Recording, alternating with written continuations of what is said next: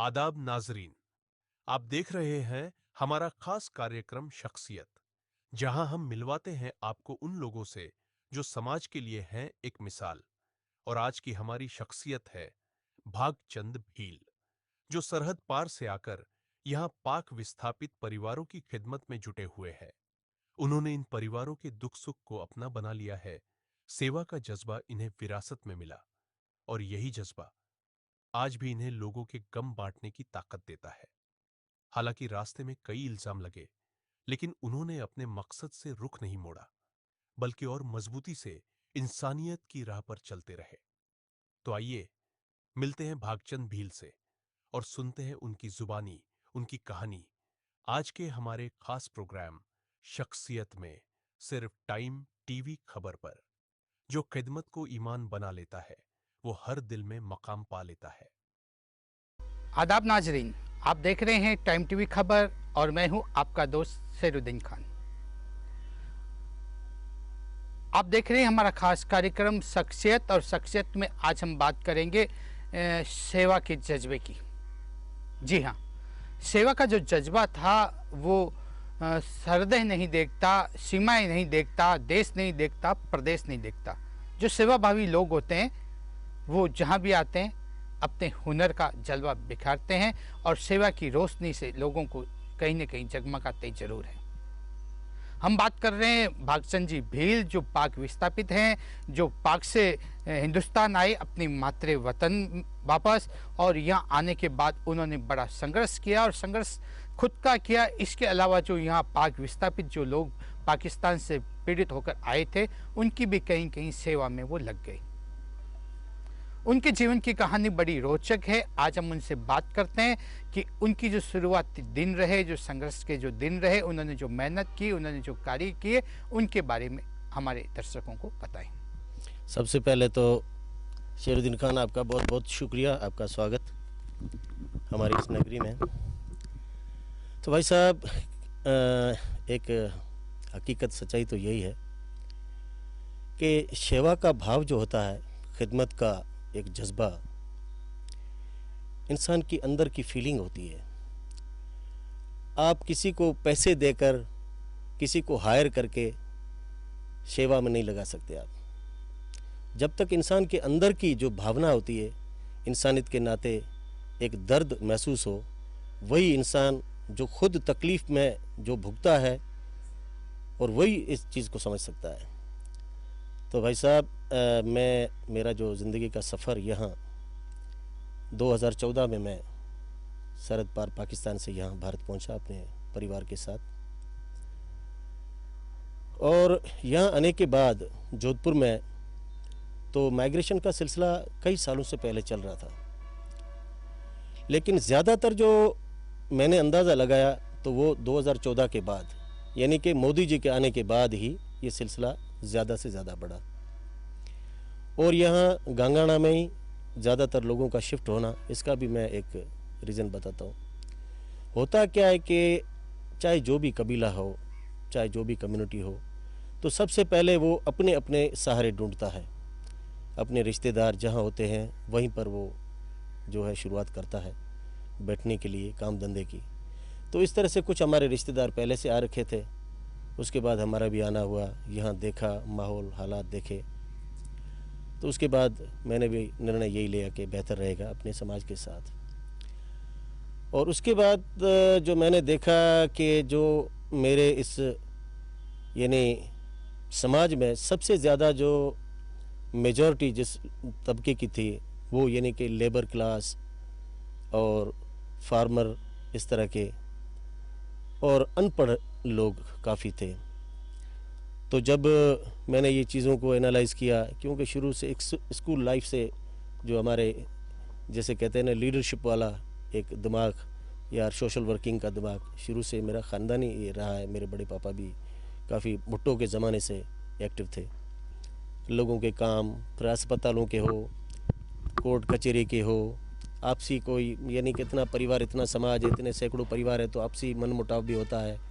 ऐसे लोगों के कई डिस्प्यूट्स सल्टाना, जिसमें ऐसे कई लोग जो मैंने चिन्हित किए कि भाई ये लोग, इसके पीछे अगर 10 परिवार है या 50 परिवार है, ऐसे लोगों का एक पूरा ग्रुप बना के हम बाकायदे बैठते थे और आज भी ये सिलसिला जारी है। तो ऐसे कई मामलात यानी कि पुलिस थाने तक ना जा पाए और आपस में ही समाज में सलट जाए, तो ऐसे कई सिलसिले स्टार्ट हुए। और 2017 में पहली बार यानी कि जो धार्मिक वीज़ा वाले थे उनकी पूरी मैंने लिस्ट बनाई 262। उसमें मैं उस समय में किसी संगठन से जुड़ा हुआ नहीं था, तो मैंने अपने ही नाम पर अपने गृह मंत्रालय को लिखा। तो भाई ऐसे कई लोग बैठे हैं ऑफ द रिकॉर्ड में नहीं आ रहे और उनको परेशानी है ज़ाहिर है। तो भाई साहब वो मेरा जो लेटर था उस पर वापस मेरे को अपना भारत सरकार से गृह मंत्रालय से जवाब आया, भाई जो भी इतने जो लिस्टें जो थी 262 लोगों की, उनको अब कंसर्न जो FRO ऑफिस है वहाँ पर आप लेके जाएं और यहाँ का निजी एक जो मूल निवासी भारतीय है उसको आप गारंटर के तौर पर लेके जाएं और अपना डॉक्यूमेंट सबमिट कराएं।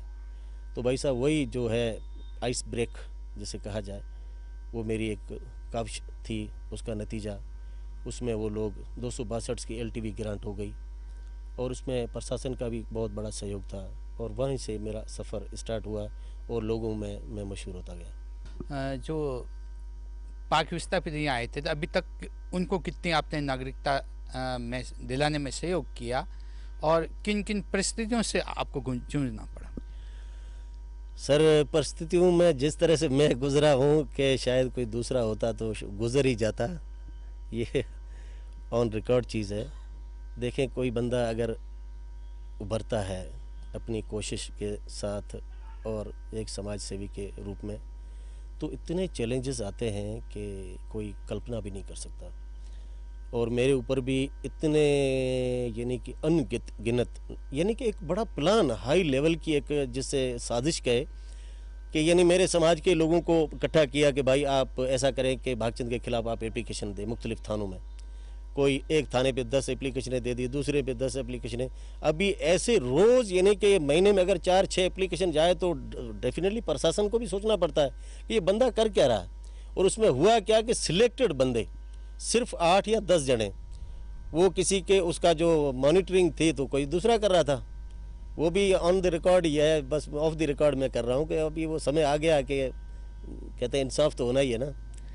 तो उसने क्या कि सिलेक्टेड 7-8 बंदे चुने और उन्होंने मुख्तलिफ थानों पे एक जने ने 5 एप्लीकेशनें दी, दूसरे ने 10 दी, ऐसे करके भाई साहब पूरा यानी बंडल हो गया एप्लीकेशंस का।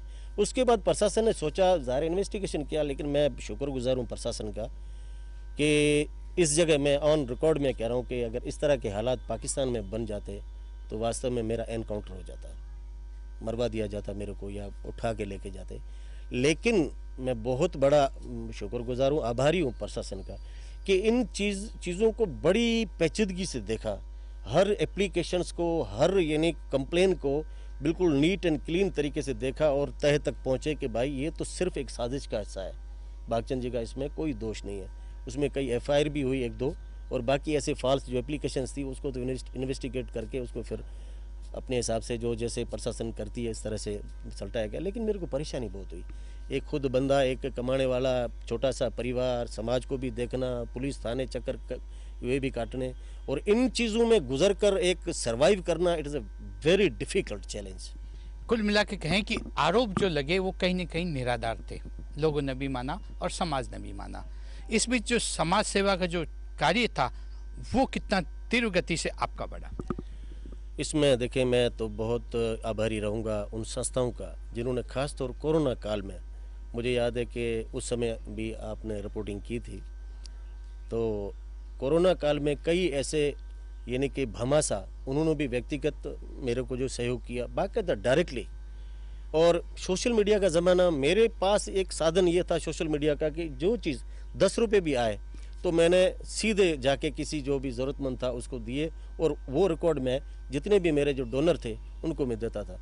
तो उसमें मैं नाम लेना भी नहीं बोलूँगा, तो एक डॉक्टर मीनाक्षी शरण जिन्होंने बहुत बड़ा सहयोग किया हमारे साथ अपना बेंगलुरु से, सॉरी इंदौर से, और एक हमारे सिंधी समाज की बहन है, अपना उनकी संस्था का नाम दलेर सिंधी फाउंडेशन, उन्होंने भी हमारे साथ बहुत बड़ा सहयोग किया। और दूसरी एक संस्था निमित्तिकम संस्था जिन्होंने भी हमें कंट्रीब्यूट किया अच्छा खासा। और उसमें मैंने हालांकि 10 साल दिए, अब तो मैंने उनके साथ काम करना छोड़ दिया है। अब मैं जुड़ गया हूँ दूसरी एक NGO है संस्था, हिंदू सम्मान फाउंडेशन, तो उनके साथ पिछले 4-6 महीने से मैं जुड़ गया हूँ। और उनका भी सेवा का भाव जो है मुझे बाकायदा इंस्पायर किया, इसी चीज़ को लेकर मैं उनसे जुड़ गया। भाई साहब, जैसे आपने पूछा कि कितने लोगों को मेरे माध्यम से नागरिकता मिली, तो मैं जिस संस्था से मैं कंसल्ट था तो उसमें शिविर लगाए थे, यहाँ अपना गंगाना में भी लगा, और उसके अलावा कुड़ी में और बनाड़ में, ये 3 जगहों पे जो बाकायदे शिविर लगाकर तो कम से कम 2500 से 3000 लोगों को, यानी कि हमारे माध्यम से, हमारी भागदौड़ से लोगों को नागरिकता मिली, जिसमें कई लोग यहाँ जो अपने गंगाना से है। और उसके बाद मामला आता है सरकार का, जिस तरह से प्रमाण पत्र वगैरह ये भी बन रहे हैं, लेकिन उसमें कुछ मुश्किलातें आ रही है अभी तक। जाति प्रमाण पत्र है या मूल निवास है, तो उसके लिए भी यहाँ के जो हमारे मंत्रीगण हैं उनसे हमारी मुलाकातें हुई है, बात रखी है, वो सिलसिला चल रहा है। तो सरकारों का भी बहुत बहुत आभार। जैसे यानी पिछली सरकार, गहलोत सरकार ने जो हमारे विस्थापितों के लिए एक स्पेशली विनोबा भावे एक बड़ा नगर यानी कि रहने की एक स्कीम, जिसमें लगभग 1700 प्लॉट, तो वो अभी जैसे इस सरकार में उनकी जो है लॉटरी सिस्टम वाला ऐसा जो है लिस्टिंग वाला सिस्टम हो गया, जिसमें हमारे जो कई लोग नागरिक थे, उसमें एक क्राइटेरिया था कि भाई जो नागरिक होगा वही यानी कि इसमें फॉर्म फिल कर पाएगा। तो पहले जो इनकी जो थी अपने उर्दू में ही कहूँगा कुरानदाजी वाला सिस्टम या लिस्टिंग वाला सिस्टम, तो उसमें पहले हमारे लोग यानी कि हमारे SC ST के लोग जो बेचारे पिछले तबके के जो पिछड़े हुए, उनको नागरिकता वाला मामला था नहीं, तो उनमें मेरे ख्याल में मात्र 200-250 लोगों ने फॉर्म भरे थे। तो अब जाके मेरे ख्याल में 900-950 से भी प्लस जो अपने नए जो हमारे नागरिक बने, तो उनके लिए जो चांस बना, तो उन्होंने फॉर्म भरा है, जो वो खुल गए। अभी आने वाले समय में देखें वो आउटन लेटर वगैरह कब जाके प्रोवाइड होते हैं और सरकार की क्या नीति बनती है, कह नहीं पाऊँगा तो किस तरह के हालात बनते हैं, लेकिन यही सेवा का जज्बा मालिक करे कि बना रहे, और हमें मालिक इतनी एनर्जी दे कि और ज़्यादा से ज़्यादा लोगों का भला। तो जैसे आपने पूछा कि आजकल आप क्या कर रहे हैं, तो उसमें यही है कि अभी जिस संस्था से मैं हिंदू सम्मान फाउंडेशन से जुड़ा हूँ, तो उसमें मेरे लिए एक बहुत बड़ी एक राहत की बात है, और मेरे समाज, पिछड़े हुए समाज के लिए, कि ऐसे कई लोग जो वहाँ से यहाँ आते हैं तो बिल्कुल ज़ीरो हो जाते हैं। यानी कि गरीब तबका वो बेचारा, अभी यहाँ की जो स्थिति ये है कि जो JDA के प्लाट हो, तो यानी कि उनकी जो कीमत है वो 5 लाख से प्लस ही है, जो यानी कि दूर दराज इलाकों में अगर इसकी ऐसी स्कीम है तो इतना अफोर्ड करना यानी कि एक लेबर क्लास के लोगों के लिए बहुत ही मुश्किल है। तो हिंदू सम्मान फाउंडेशन जिनसे मैं अभी जुड़ा हूँ, उनका यही एक यानी कि मोटो है, और उनका एक बाकायदा एक प्लान है, जो ऐसे निर्धन परिवार, भूमिहीन, जो गरीब, आने के बाद उनके पास छत्तर छाया नहीं है, तो ऐसे लोगों के हम वीडियोस बना के ऊपर भेजते हैं। सोशल मीडिया का ज़माना है, और सामने रखते हैं जो हमारे डोनर है, तो उनको अभी उनका ये प्लान है। फ़िलहाल हमने जो अपना एक उमेद नगर गाँव है यहाँ जोधपुर में, तो वहाँ पर तकरीबन 5-6 बीघे ज़मीन ली है। वहाँ पर हर एक ज़रूरतमंद परिवार को फ्री में प्लॉट और फ्री में मकान बना के देने का प्लान कर दिया। उसमें 50-60 परिवार फ़िलहाल सेटल करेंगे, और आने वाले समय में लगभग जो हमारी जो स्ट्रेंथ है और हमारी जो कोशिश है कि लगभग 2000 ऐसे निर्धन परिवारों को मकान बना के देंगे, बड़े इज्जत और मान सम्मान के साथ। शिक्षा के क्षेत्र में भी आपने कई काम किए, क्या क्या किए? देखें, शिक्षा के हवाले से जैसे मैं कहूँ कि भाई NGOs तो कई है, ऐसी संस्थाएं, लेकिन आप काम क्या ले सकते हैं ये आप पे डिपेंड करता है। तो इसमें हमारे मालिक का कर्म है कि कई ऐसे लोग, लड़के जो यहाँ MBBS क्लियर करके 2 तो मेरे ख्याल में आ ही गए हैं, और बाकी 2 और लड़कों की एडमिशन भी हो गई MBBS में, और एक लड़का जिसने अपना जो है जयपुर यूनिवर्सिटी, विवेकानंद यूनिवर्सिटी, वहाँ से ग्रेजुएशन की, तो उसके लिए मैंने संस्था को अप्रोच किया, तो उनको फीसिस वगैरह उन्होंने भरी, और वो उनकी ज़िंदगी बन गई। वो भी मेरे लिए एक बड़ा एक खुशी की बात है। तो और दूसरा, हमारे इस मूल गांव गंगाना में एक स्कूल है जो पहले सिर्फ 10वीं तक था, अब उसको अपग्रेड किया गया, अभी 12वीं तक है।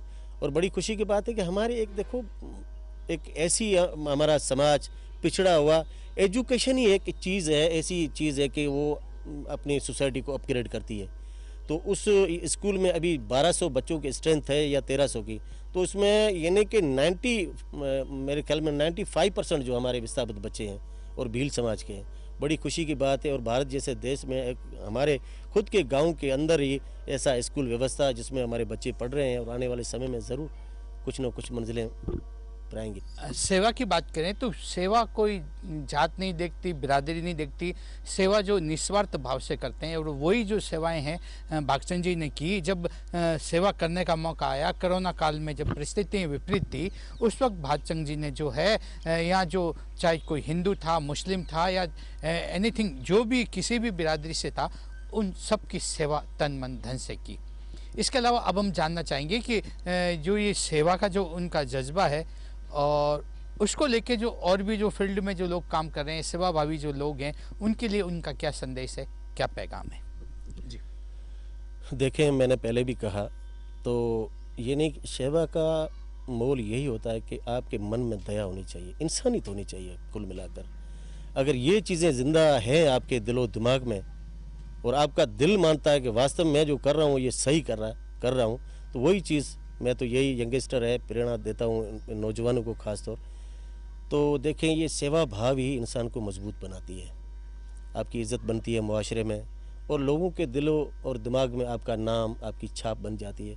और दिया हुआ एक कण भी है ना, अगर इंसान में थोड़ा सा ज़मीर होगा, चाहे कहीं भी हो, किसी भी यानी कि कबीले से हो, तो वो कभी भूलता नहीं है। तो ये चीज़ें ज़िंदा रहती हैं। इंसान आज है, कल नहीं है। जो किया हुआ कर्म वही साथ चलता है।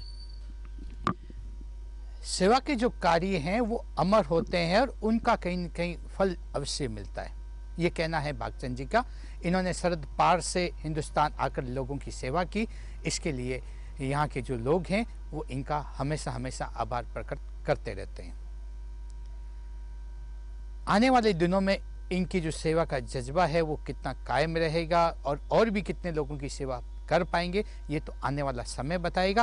लेकिन फिलहाल जो है वो सेवा के पथ पर भागचंद जी अग्रणी है। Sheruddin Khan, time TV news, Jodhpur. हम फिर मिलेंगे एक नई शख्सियत के साथ, जो अपनी सोच, अपने जज्बे और अपने काम से समाज में रोशनी फैला रहे हैं। अभी के लिए बस इतना ही। दीजिए हमें इजाज़त। अगर चाहते हैं खबरें सबसे पहले और सबसे भरोसेमंद, तो अभी कीजिए लाइक, शेयर और सब्सक्राइब। टाइम टीवी, सच की आवाज़, आपके साथ हर वक्त।